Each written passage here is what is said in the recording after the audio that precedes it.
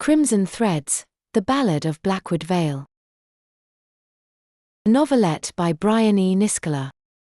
Narrated by Elise Reinhoff. Copyright 2025 by CompuTrader Publishing. Crimson Threads, The Ballad of Blackwood Vale. Chapter 1, The Unfurling Shadow. The fog, a sentient entity, coiled around Blackwood Vale, a town perpetually swathed in a twilight that seemed to defy the very laws of nature. It was a realm where shadows weren't mere absences of light but living, breathing things, their whispers carried on the biting, damp wind, a constant reminder of the town's hidden secrets. Detective Alara Vance, a woman whose face bore the etchings of countless sleepless nights and hard-won battles, pulled her worn trench coat tighter against the encroaching chill.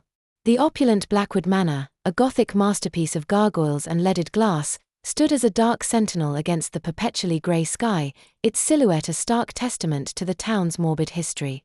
Lord Valerus Blackwood, the manor's reclusive and enigmatic owner, was dead.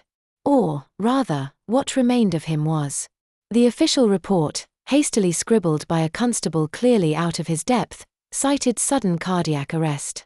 But Alara, with her years of experience on the city's grimiest streets, saw the truth.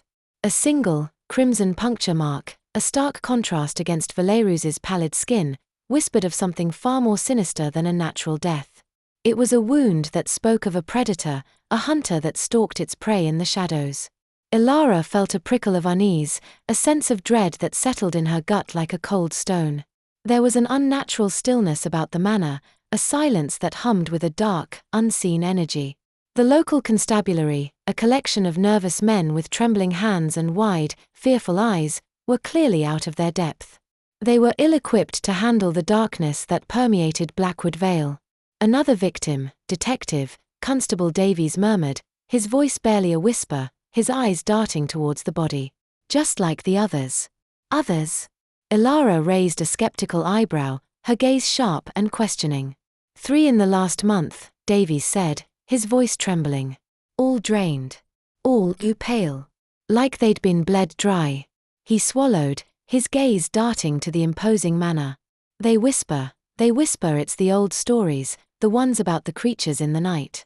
Alara scoffed, a dry, humorless sound.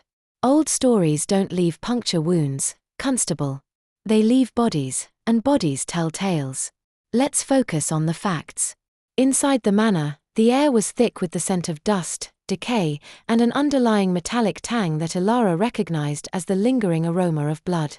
The grand hall, with its towering ceilings and ornate tapestries, was a macabre stage. Valerus Blackwood's body lay sprawled on the cold marble floor, his eyes wide and vacant, reflecting the flickering candlelight. Alara knelt, her fingers tracing the delicate wound on his throat. It was precise, almost surgical, a testament to the skill of the predator. No bruising, she noted, her voice low and clinical. No sign of a struggle. Whoever did this knew what they were doing, and they were fast. A sudden draft swept through the hall, extinguishing the flickering candles and plunging the room into near darkness. A collective gasp rippled through the constables, their fear palpable. Then, a soft, melodic voice, like the chime of distant bells, echoed from the shadows. He was always a fool, Valerus. A figure emerged from the darkness, a woman of ethereal beauty with eyes that shimmered like liquid silver, her skin as pale as moonlight. Her lips, a vibrant crimson, curved into a melancholic smile, a stark contrast to her sorrowful gaze. I am Seraphina, she said, her voice a silken caress, a whisper that seemed to fill the room.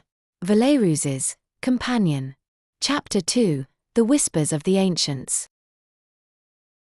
Seraphina, despite her unsettling presence and otherworldly beauty, was surprisingly cooperative. She spoke of Valerus's reclusive nature, his growing obsession with ancient texts, and his increasing paranoia in the weeks leading up to his death. She claimed to know nothing of the murders, but her eyes, deep pools of ancient sorrow, held a depth of grief that seemed to transcend mortal experience. Alara, however, was not easily swayed by Seraphina's melancholic charm. She had learned to trust her instincts, and something about Seraphina's story felt incomplete, like a carefully crafted narrative with hidden depths. The woman's presence in the manor, her intimate knowledge of Valerus's habits and obsessions, suggested a connection that went far beyond simple companionship. The investigation led Alara to the Blackwood Library, a vast, dimly lit room that smelled of aged paper and forgotten lore. Towering shelves, reaching towards the vaulted ceiling, were filled with leather-bound books, their spines bearing titles in languages Alara didn't recognize. Valerus's obsession with the arcane was evident in every corner of the room. Ancient tomes on folklore, mythology, and forgotten histories lined the shelves, their pages filled with cryptic symbols and faded illustrations. Among the dusty volumes, Alara found a leather-bound journal, its pages filled with Valerus's frantic scribblings. He wrote of nightmares that plagued his sleep, of whispers in the night that seemed to emanate from the very walls of the manor, of a creature that stalked him in the shadows, its eyes burning with malevolent hunger. He spoke of the Crimson Thread, an ancient entity that fed on life, a predator that had haunted Blackwood Vale for centuries, a creature of legend that had somehow become terrifyingly real. The journal also mentioned a hidden chamber beneath the manor, a place where Valerus believed the creature resided, a dark sanctuary where it lurked, waiting to be unleashed. Alara, armed with a powerful flashlight and a healthy dose of skepticism, descended into the manor's labyrinthine cellars, her footsteps echoing in the oppressive silence. The air grew colder with each step, the silence heavier, pressing against her ears like a physical force. The damp stone walls, slick with moisture, were covered in a strange, phosphorescent moss that cast an eerie glow. The scent of decay was overpowering, a morbid perfume that seemed to cling to the very stones of the cellar. Alara followed a narrow passage, her footsteps echoing in the oppressive silence, her senses heightened, every creak and rustle sending a shiver down her spine. The passage opened into a circular chamber, its walls lined with strange symbols, their meaning lost to time. In the center of the room, a stone altar stood bathed in an eerie, phosphorescent glow, a light that seemed to emanate from the very stone itself. A single, crimson thread lay coiled on the altar, pulsing with an unnatural light, a living thing that seemed to breathe in the darkness. Chapter 3: The Unraveling Truth. Alara, drawn by an irresistible curiosity, reached for the thread, her fingers outstretched. But a sudden gust of wind, cold and sharp, extinguished her flashlight, plunging the chamber into absolute darkness. A cold, clammy hand, its grip like ice, grasped her arm, stopping her in her tracks. "Leave it, detective," Serafina's voice whispered in the darkness, her tone urgent and pleading. "It is not for you." Alara wrenched her arm free, her heart pounding in her chest like a trapped bird. "What is it?" she demanded, her voice sharp and defiant. "What is this place?" "It is the Crimson Thread," Serafina replied, her voice filled with ancient sorrow, a weight that seemed to bend her with its burden. "The tether that binds the creature to this world, the link that keeps it anchored to our reality." Serafina, her voice trembling with emotion, revealed her secret. She was not merely Valerus's companion, but a guardian, a protector bound by an ancient oath to defend Blackwood Vale from the entity known as the Crimson Thread. Centuries ago, a powerful vampire, consumed by bloodlust and madness, had been imprisoned beneath the manor, his power too great to destroy. The Crimson Thread was his tether, his link to the mortal realm, the source of his enduring power. Valerus, in his reckless pursuit of arcane knowledge, had disturbed the creature's slumber, weakening the seals that held it captive. Now, it was free, or at least, its influence was, feeding on the life force of the townspeople, growing stronger with each victim. Alara, initially skeptical, was forced to confront the impossible. The evidence was undeniable: the puncture wounds, the unnatural pallor of the victims, the eerie silence of the manor, the strange symbols in the cellar, the pulsing crimson thread. It all pointed to a supernatural predator, a creature of legend that had somehow found its way into their world. Together, Alara and Serafina ventured into the darkest corners of Blackwood Vale, following the trail of the crimson thread, its presence a dark stain on the town's already shadowed landscape. They discovered the creature's lair, a hidden network of tunnels beneath the town, a labyrinth of darkness where it lurked, waiting for its next victim, its eyes burning with malevolent hunger. The final confrontation was a dance of shadows and steel, a battle between the mortal and the supernatural. Elara, armed with her service pistol and a fierce determination, faced the creature, its form shifting and swirling in the shadows, its eyes burning with an unholy light. Seraphina, her voice resonating with ancient power, wielded magic that crackled and sparked, weaving spells that sought to sever the crimson thread, to banish the creature back to its prison. The creature, a vortex of darkness and rage, lunged at Elara, its claws extended, its teeth bared. Elara fired her pistol, the bullets tearing through the shadows, but the creature seemed impervious to mortal weapons. Seraphina, her face pale and strained, unleashed a barrage of magical energy, a torrent of light that struck the creature, causing it to recoil with a hiss of pain. The battle raged through the tunnels, the air thick with the scent of ozone and the echoes of ancient power. Elara, using her tactical skills and her years of experience on the streets, maneuvered through the darkness, dodging the creature's attacks and firing her pistol at every opportunity. Seraphina, her voice growing hoarse, continued to weave her spells, her hands moving with a fluid grace, her magic a shimmering shield against the creature's onslaught. In the end, it was a combination of Elara's grit and Seraphina's power that prevailed. Elara, seizing an opportunity, fired a silver bullet, a relic from her grandfather's collection, into the creature's heart, a vulnerable spot revealed by Seraphina's magic. At the same time, Seraphina, with a final surge of energy, severed the crimson thread, the tether that bound the creature to their world. The creature let out a deafening shriek, its form dissolving into a cloud of black smoke. The crimson thread, its light extinguished, crumbled into dust. Blackwood Vale was freed from its ancient curse, the darkness banished, at least for now.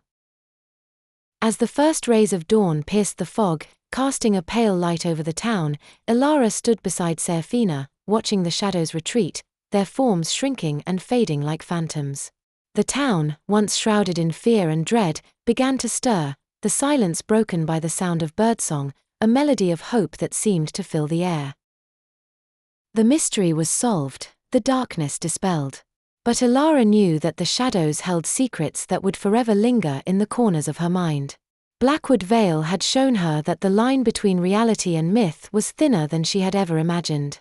And that sometimes, the monsters were real, lurking in the shadows, waiting for their moment to strike. Chapter 4: The Lingering Echoes. The immediate aftermath of the Crimson Thread's banishment was a strange mix of relief and unease. Blackwood Vale, though freed from the immediate threat, bore the deep scars of its recent terror. The townsfolk, once whispering in fear and hiding behind locked doors, now murmured in hushed awe of the miracle that had saved them, their voices filled with a mixture of gratitude and lingering fear. Elara, however, couldn't shake the feeling that the silence was temporary, a mere pause before the next discordant note in the town's dark symphony. Seraphina, her ethereal beauty tinged with weariness, her silver eyes reflecting the weight of centuries, remained in the manor, a silent guardian against the encroaching darkness. She explained that the seals holding the creature's prison were weakened, not broken, a fact that sent a chill down Elara's spine. The crimson thread, though severed, could potentially be rewoven, a chilling prospect that left Elara with a gnawing sense of unfinished business, a feeling that the danger was far from over. The official report, after much deliberation and some creative writing, attributed the deaths to a wild animal attack, a vague explanation that satisfied the bureaucratic minds of the city, but did little to ease Elara's concerns. The city's records, meticulously kept, now included a cryptic entry: unidentified predator, Blackwood Vale. Resolved. But Elara knew the truth, a secret she would carry with her, a burden that weighed heavily on her soul. Days turned into weeks, and the town began to return to a semblance of normalcy. The fog, though still prevalent, seemed less oppressive, and the shadows held less menace, their whispers less menacing. Elara, however, found herself drawn back to Blackwood Vale, a silent sentinel guarding against the darkness, her visits to the manor becoming a regular occurrence. She felt a connection to the town, a sense of responsibility to protect it from the lurking shadows. One evening, as the twilight deepened, casting long, eerie shadows across the manor grounds, Ilara found Serafina in the library, surrounded by ancient tomes, their pages filled with cryptic symbols and forgotten lore. The woman's silver eyes were troubled, her brow furrowed in concentration, her face etched with worry. "The seals are weakening," Serafina said, her voice barely a whisper, her gaze fixed on a worn parchment, its surface covered in intricate diagrams. "I can feel it. The creature, it stirs." Ilara's heart sank. She knew this was coming, but the reality of it still felt like a punch to the gut, a cold reminder that their victory was temporary. "What can we do?" she asked, her voice filled with a sense of urgency. "We must strengthen the seals," Serafina replied, her gaze fixed on the parchment. "There are rituals, ancient incantations, that can reinforce the barriers. But they require a powerful anchor, a focal point, something that resonates with the energy of the seals." "What kind of anchor?" Ilara asked, her mind racing, trying to grasp the implications of Serafina's words. "A relic of significant power," Serafina explained, her voice filled with ancient wisdom. "Something that can bind the essence of the creature, a focal point for the ritual, a conduit for the ancient energies." Their search led them to the Blackwood family crypt, a subterranean chamber filled with the tombs of generations past, a place that smelled of damp earth and forgotten memories. Among the ornate sarcophagi, they found a hidden chamber, a vault containing the family's most prized possessions, relics of power and ancient magic. Within the vault, nestled amongst jeweled daggers and ancient amulets, lay a silver locket, its surface etched with intricate symbols, its design both elegant and unsettling. Serafina's eyes widened, her breath catching in her throat. "The heart of Blackwood," she whispered, her voice filled with awe and reverence. It was said to hold a fragment of the family's life force, a powerful conduit of energy, a relic of immense power. The locket, however, was not merely an artifact. It pulsed with a faint, ethereal light, a resonance that seemed to echo the very walls of the crypt, a living thing that breathed in the darkness. It was the anchor they needed, the key to strengthening the seals, the hope against the encroaching darkness. Chapter 5: The Reawakening. The ritual was performed under the cold, watchful gaze of the full moon, its silvery light casting long, distorted shadows across the grounds of Blackwood Manor. The ancient cellar, a place of damp stone and forgotten secrets, became the stage for their desperate endeavor. Serafina, her voice resonating with the power of ages, began to chant the incantations, her words a tapestry of forgotten languages, her hands weaving intricate patterns in the air, each gesture imbued with ancient magic. Ilara, holding the heart of Blackwood, felt a surge of energy, a connection to the ancient seals that bound the creature, a sense of responsibility that weighed heavily on her shoulders. The cellar walls shimmered, the air crackled with power, the very stones seeming to vibrate with the force of the ritual. The creature, sensing the strengthening of its prison, thrashed against its bonds, its presence a dark, suffocating pressure that filled the cellar, a wave of malevolence that threatened to overwhelm them. The crimson thread, attempting to reform, flickered like a dying flame, a desperate attempt to cling to existence.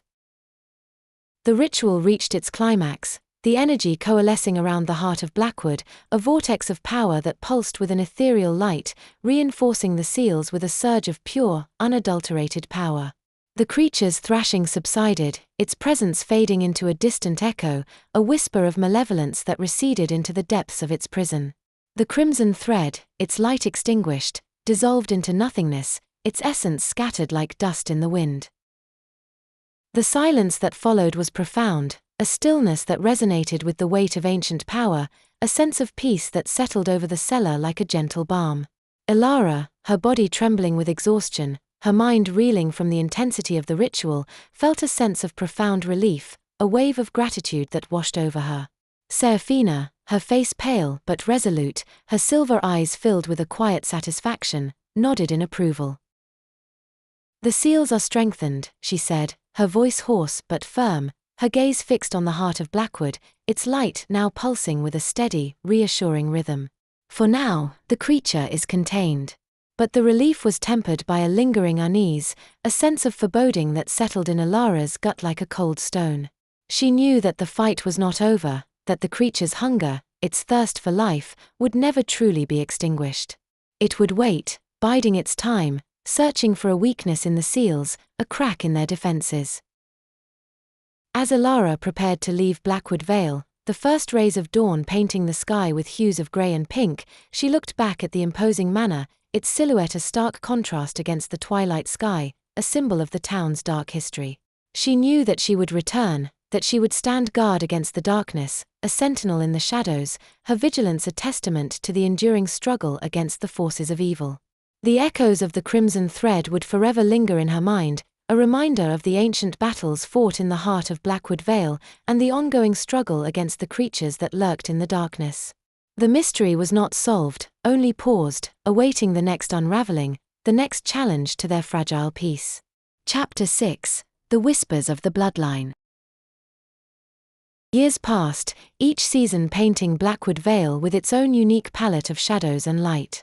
The town, though still shrouded in its perpetual twilight, found a fragile peace, a semblance of normalcy that masked the underlying tension. The townsfolk, their memories fading with time, spoke of their old legends with a mixture of fear and fascination, their voices hushed, their eyes filled with a lingering dread.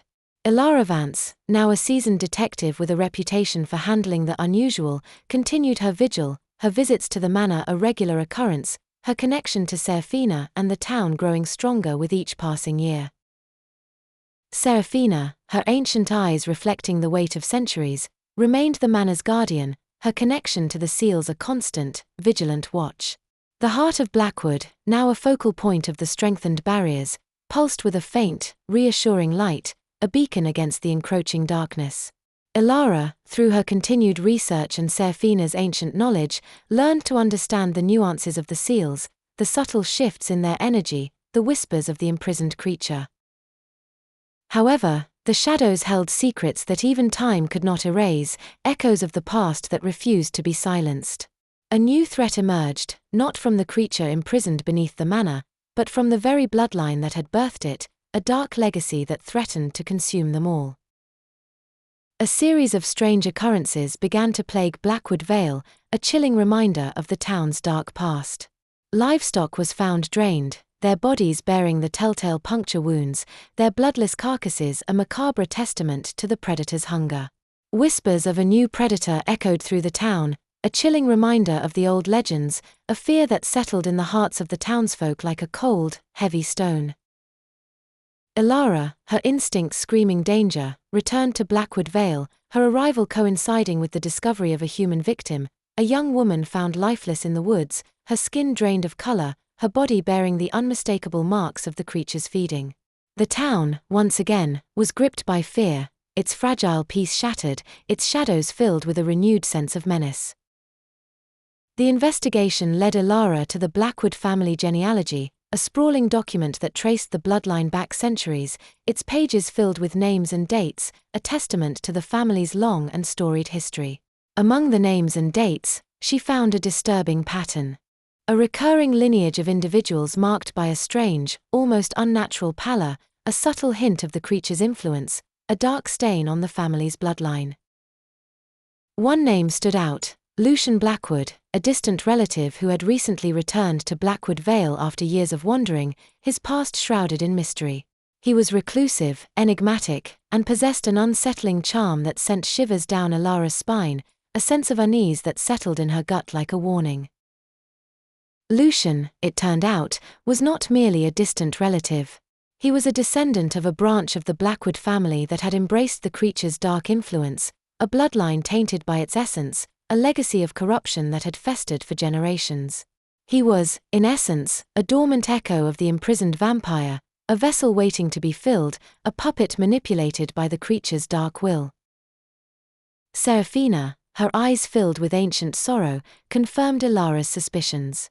Lucian was a kinblood, a mortal touched by the creature's power, capable of wielding its dark gifts, a conduit for its malevolent influence. He was feeding on the townspeople, drawing strength from their life force, preparing to break the seals and free the imprisoned vampire, his actions a prelude to the creature's reawakening. Chapter 7: The Kinblood's Gambit. Lucian, aware of Alara's investigation and her growing suspicion, began to play a dangerous game of cat and mouse, his actions a calculated dance between hunter and prey. He taunted her with cryptic messages, leaving behind clues that led her deeper into the labyrinth of his dark intentions, each step a carefully orchestrated move in his twisted game. He sought the heart of Blackwood, the artifact that held the seals in place, the key to the creature's freedom. With the heart in his possession, he could weaken the barriers and unleash the creature's full power, plunging Blackwood Vale into an eternal darkness. Ilara and Seraphina, realizing the urgency of the situation and the immense danger they faced, prepared for a confrontation, their resolve tempered by a sense of foreboding. They knew that Lucian was not merely a pawn, he was a formidable adversary, a kinblood capable of wielding the creature's dark magic, his power a reflection of the ancient evil that lurked beneath the manor. The confrontation took place in the heart of the Blackwood family crypt, the ancient chamber where the heart of Blackwood was housed, a place steeped in history and imbued with the echoes of ancient magic. Lucian, his eyes glowing with malevolent energy, his face contorted in a cruel smile, stood before the altar, his hand outstretched towards the locket, his presence a dark stain on the sanctity of the crypt. "The power is mine," he hissed, his voice echoing through the chamber, a sound that seemed to chill the very air. "The bloodline will rise again, and Blackwood Vale will tremble before its rightful master."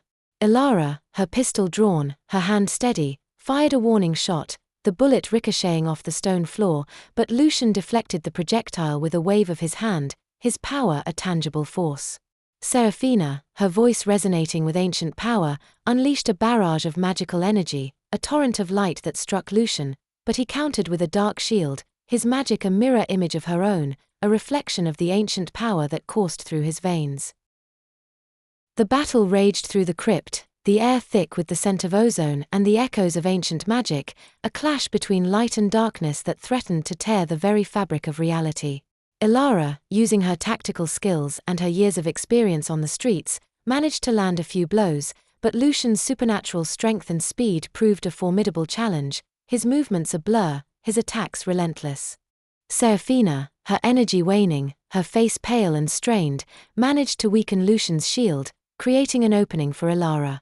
She lunged forward, her movements swift and decisive, grabbing the heart of Blackwood, and held it aloft, its light pulsing with a surge of pure energy.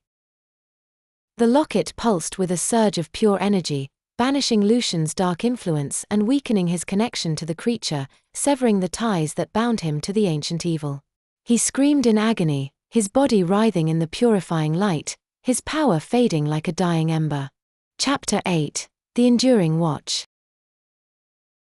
Lucian, his power stripped away, his body drained of the dark energy that had sustained him, collapsed into a lifeless husk, his body a mere shell, his spirit extinguished. The threat was neutralized, the Kinblood's gambit thwarted, the darkness pushed back into the shadows. The heart of Blackwood, its light dimmed but still pulsing, was returned to its place on the altar, reinforcing the seals that held the creature captive, its power a bulwark against the encroaching darkness. Seraphina, her ancient eyes filled with relief, her face etched with weariness, nodded in satisfaction, her shoulders slumping with exhaustion. "The bloodline is cleansed," she said, her voice filled with a mixture of relief and sorrow. "For now, the darkness is contained, but the echoes of its presence will forever linger in the blood." Ilara, her body aching, her mind reeling from the supernatural onslaught, knew that the fight was far from over, that their victory was only a temporary reprieve. The creature, though imprisoned, would continue to seek a way to break free, its malevolence a constant presence, a shadow that stretched across the centuries. The shadows would continue to whisper, and the bloodline would continue to carry the echoes of its dark past, a legacy of corruption that would forever haunt Blackwood Vale. As she left Blackwood Vale, the twilight deepening around her, casting long, eerie shadows across the landscape, Ilara knew that she would return. She was a sentinel in the shadows, a guardian against the darkness, her vigilance an enduring testament to the ancient battles fought in the heart of Blackwood Vale, her resolve strengthened by the knowledge that the fight against evil was a never-ending struggle. The mystery was not solved, but it was held at bay, the enduring watch against the monsters that lurked in the twilight continuing, a silent promise whispered on the wind. Chapter 9: The Forged Covenant. The years following Lucian's demise were marked by an uneasy calm in Blackwood Vale, a deceptive tranquility that masked the simmering tension beneath the surface, a fragile peace built on a foundation of vigilance and sacrifice. Ilara, now a seasoned veteran of the arcane, found herself increasingly drawn to the town, her connection to Serafina and the manor deepening with each passing year. The two women, bound by their shared experience and a mutual respect that transcended their different backgrounds, forged an unlikely alliance, a covenant against the encroaching darkness, their bond a testament to the power of unity in the face of overwhelming evil. The heart of Blackwood, now a symbol of their shared responsibility, pulsed with a steady, reassuring rhythm, a beacon against the shadows, its light a constant reminder of the burden they carried.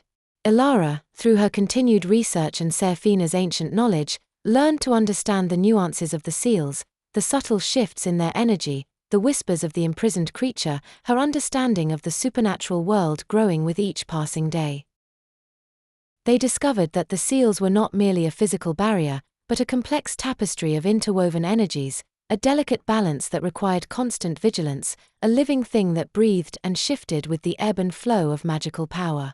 They learned to anticipate the creature's attempts to weaken the bonds, to sense the subtle tremors in the fabric of reality, to recognize the signs of its growing restlessness. One particularly harsh winter, a series of strange storms battered Blackwood Vale, the wind howling like a tormented spirit, the rain lashing against the manor windows with relentless fury, the elements mirroring the turmoil that stirred beneath the surface. Serafina, her face etched with worry, her silver eyes filled with a growing dread, sensed a disturbance, a ripple in the fabric of the seals, a tremor that shook the very foundations of the manor. "The storms, they are not natural," she said, her voice strained, her gaze fixed on the raging tempest outside. "The creature is using the chaos, the disruption, to weaken the barriers, its malevolence a tangible force in the storm."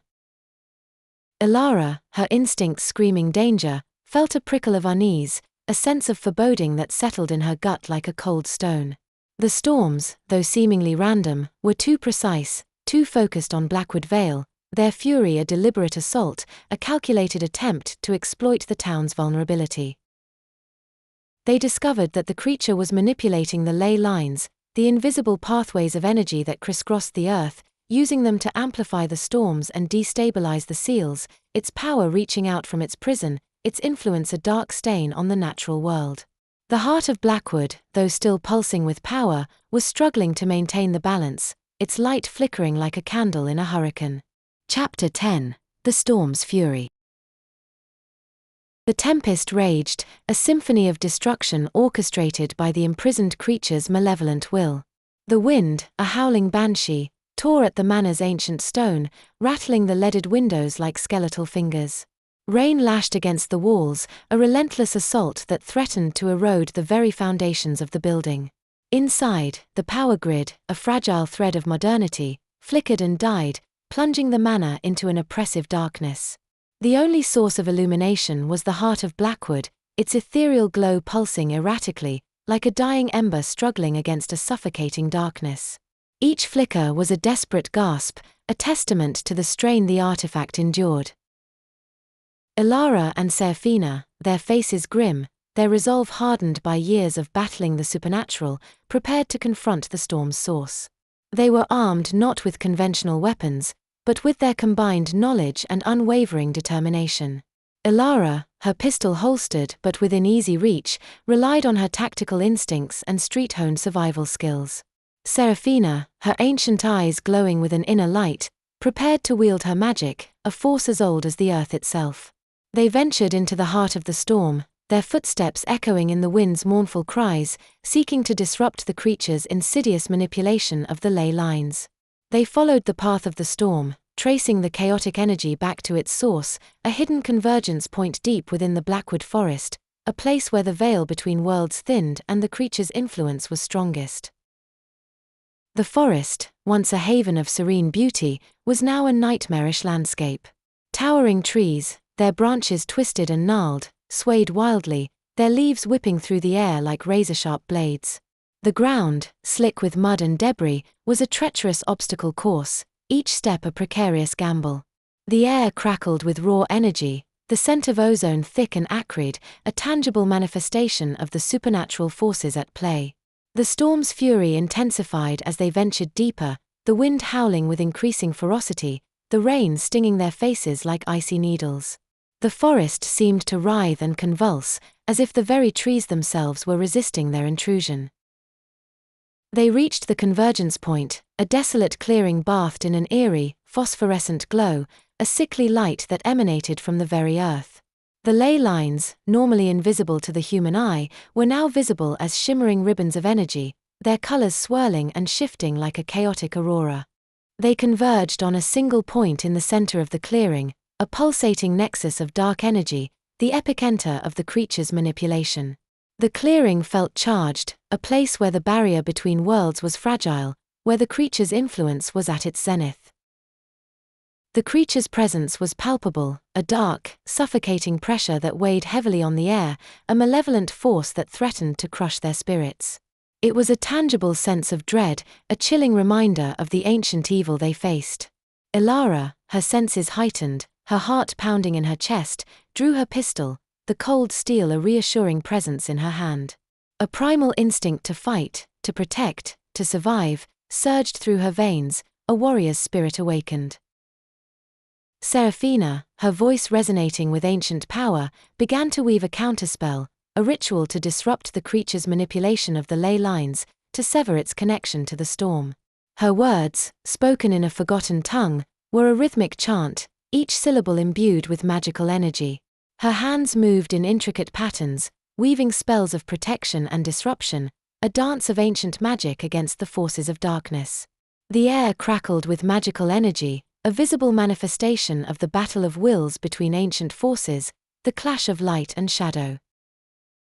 The creature, sensing the threat to its power, unleashed a surge of dark energy, a wave of raw power that slammed into Ilara and Seraphina like a physical blow.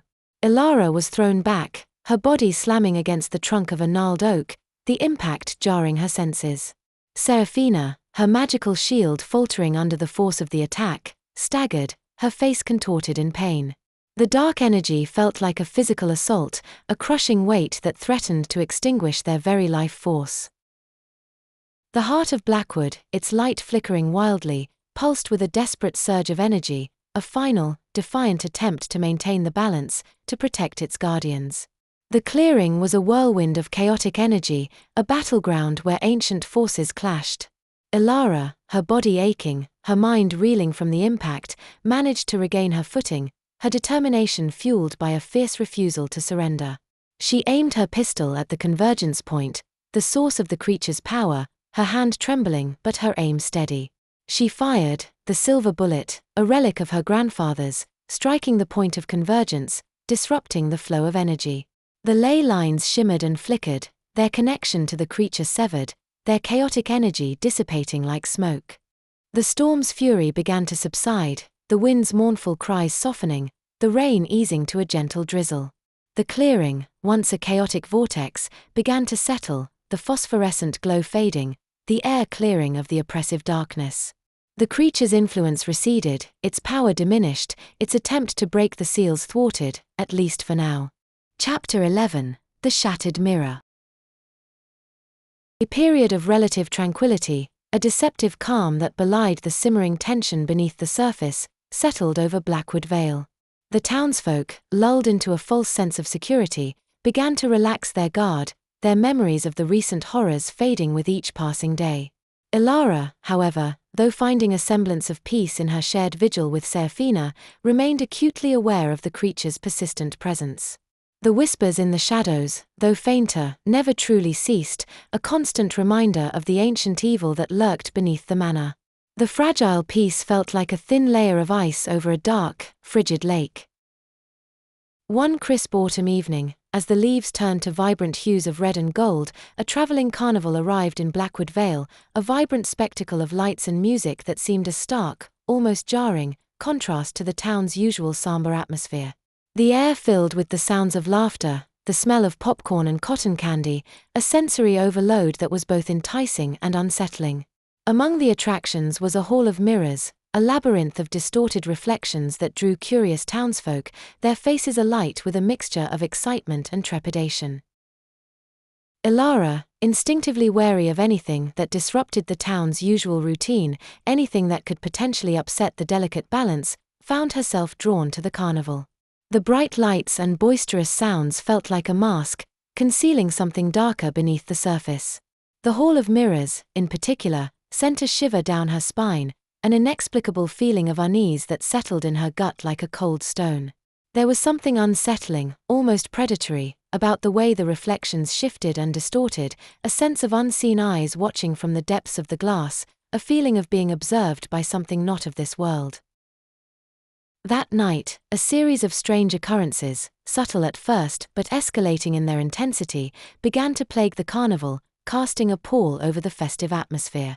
Performers reported seeing their reflections move independently, mimicking their actions with a disturbing delay, whispering their darkest fears in mocking tones, their voices a chilling echo of their own. A fortune teller, her eyes wide with terror, claimed to see glimpses of a shadowy figure lurking within the mirrors, its eyes burning with malevolent hunger, its form shifting and swirling like smoke. The laughter faded, replaced by hushed whispers and nervous glances, the carnival's joyful facade crumbling under the weight of growing dread. Ilara, sensing a connection to the creature's influence, her instincts screaming danger, investigated the Hall of Mirrors, her senses on high alert. The air inside the labyrinth felt cold, heavy, charged with an unnatural energy. She discovered that the mirrors were not ordinary glass, they were imbued with a strange, dark energy, a resonance that echoed the creature's presence, a subtle vibration that resonated with the darkness in her own soul.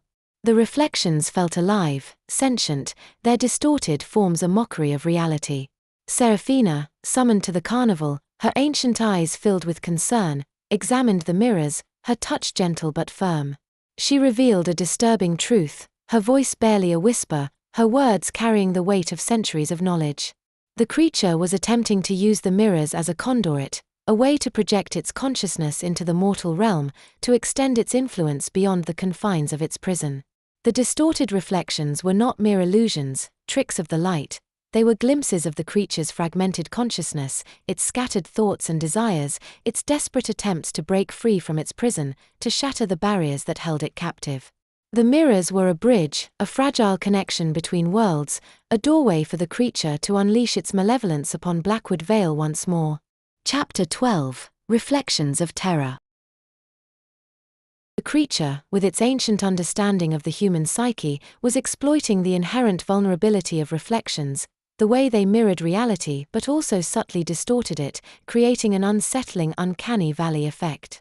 It was using the mirrors to create a fractured version of itself, a shadow self, a composite of its darkest desires and fears, that could manipulate the perceptions of those who gazed into them, twisting their thoughts and emotions like a puppeteer pulling strings. The reflections weren't just images, they were psychic tendrils, reaching out to infiltrate the minds of the townsfolk. The carnival, once a beacon of fleeting joy, a temporary escape from the town's perpetual twilight, became a breeding ground for fear and paranoia. The townsfolk, their minds clouded by the creature's insidious influence, their perceptions warped by the distorted reflections, began to turn on each other, their suspicions amplified, their anxieties magnified to unbearable levels. Friendly faces became masks of hidden malice, whispered conversations became accusations of treachery, and the bonds of community began to fray and unravel.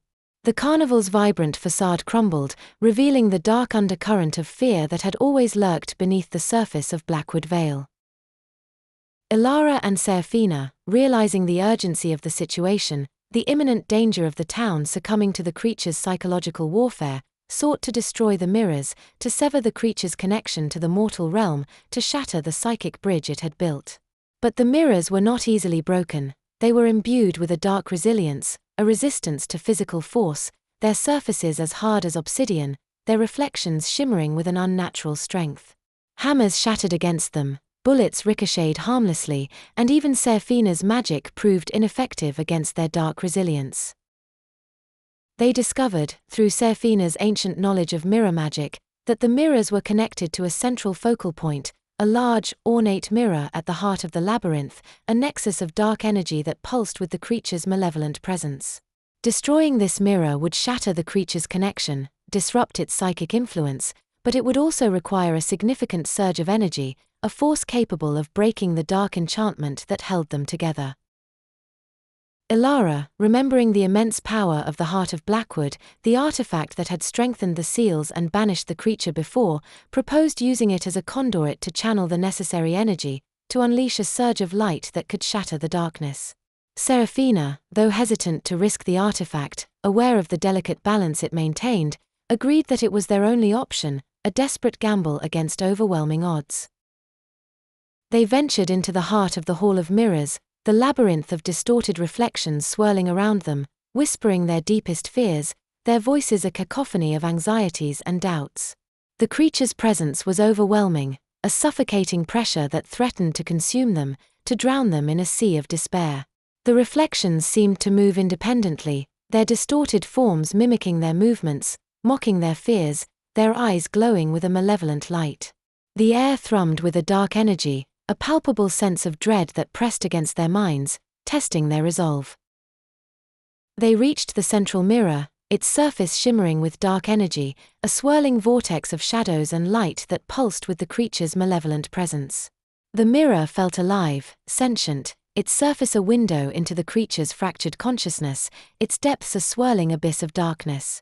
Ilara, holding the Heart of Blackwood, felt a surge of power, a connection to the ancient seals that bound the creature, a resonance that echoed through her very soul.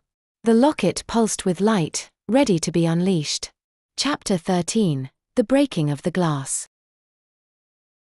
Seraphina, her ancient eyes glowing with a renewed intensity, raised her hands, her voice resonating with the power of ages. She began to chant an incantation, her words a rhythmic cadence that echoed through the shattered silence of the hall. The air around the central mirror shimmered and crackled, the energy of the Heart of Blackwood flowing through Seraphina, channeled into the fractured surface of the glass. The mirror, already riddled with cracks, pulsed with dark energy, the creature's fragmented consciousness recoiling from the surge of pure light. The reflections in the surrounding mirrors, no longer held in thrall by the central nexus, began to shatter and dissolve, their whispers fading into a cacophony of broken glass, a symphony of destruction that echoed through the carnival grounds. The creature, its connection to the mortal realm severed, unleashed a final surge of dark energy, a desperate, frantic attempt to maintain its hold, to anchor its essence to the fragile reality of the mirrors. The air grew thick with a palpable sense of malevolence, a wave of raw power that threatened to overwhelm them. Ilara, her senses heightened, her pistol gripped tightly in her hand, felt a surge of adrenaline, a primal instinct to protect, to defend. She aimed her pistol at the cracked surface of the central mirror, her eyes fixed on the swirling vortex of darkness within. With a steady hand and unwavering resolve, she fired, the silver bullet striking the mirror's surface, shattering it into 1,000 glittering pieces. The Hall of Mirrors erupted in a blinding flash of light, a supernova of pure energy that banished the lingering shadows and dispelled the oppressive darkness. The dark energy, the creature's fractured consciousness, dissipated into thin air, like smoke in a sudden gust of wind. The creature's presence, once a suffocating weight, vanished, leaving behind a sense of profound relief, a feeling of liberation that washed over them like a cleansing wave. The carnival, once a source of fear and paranoia, returned to its normal state, the illusions dispelled, the whispers silenced. The distorted reflections vanished, replaced by the familiar, comforting images of the townsfolk. The air cleared, the oppressive atmosphere lifted, and the sense of dread that had permeated the carnival grounds dissipated like morning mist. The townsfolk, their minds cleared of the creature's influence, returned to their senses, their paranoia replaced by a sense of relief, a feeling of gratitude for their deliverance. Ilara and Seraphina, their bodies weary, their spirits resolute, stood amidst the shattered glass, their gazes fixed on the remnants of the central mirror, a testament to the battle they had fought and won. They had faced the creature's attempt to manipulate reality, to shatter the boundaries between the mortal and the supernatural, and they had prevailed, their courage and determination a shield against the encroaching darkness. As the first rays of dawn illuminated the remnants of the carnival, Casting long, ethereal shadows across the shattered glass, Elara knew that their watch was far from over. The creature, though defeated, would continue to seek a way to break free, its malevolence a constant threat, its hunger a never-ending desire. The shadows would continue to whisper, their voices carrying the echoes of the town's dark past, a reminder of the battles fought and the sacrifices made. The bloodline, a conduit for the creature's influence, would continue to carry the echoes of its dark legacy, a potential threat that lurked within the very heart of Blackwood Vale. But Elara and Seraphina, bound by their shared vigilance, their resolve unwavering, their covenant unbreakable, would stand guard, their unwavering commitment a beacon of hope in the perpetual twilight. The mystery of Blackwood Vale, though never fully solved, would be held at bay, their enduring watch a testament to the resilience of the human spirit, the enduring power of hope, and the unwavering courage that could illuminate even the darkest shadows. Epilogue: The Enduring Twilight. The tale of Blackwood Vale is not one of definitive endings, but of cyclical struggles and enduring vigilance, a testament to the ongoing battle between light and darkness. The victories won against the Crimson Thread and its insidious influence were not permanent solutions, but hard-fought respites in an ongoing war against the encroaching darkness, temporary lulls in a never-ending storm.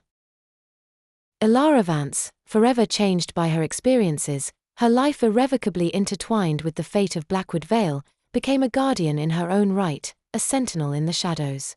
She learned to navigate the liminal spaces between the mundane and the supernatural, her senses sharpened, her resolve tempered in the fires of ancient conflict. She understood that true strength lay not in vanquishing the darkness entirely, but in standing firm against its relentless tide, in holding the line against the forces that sought to consume them.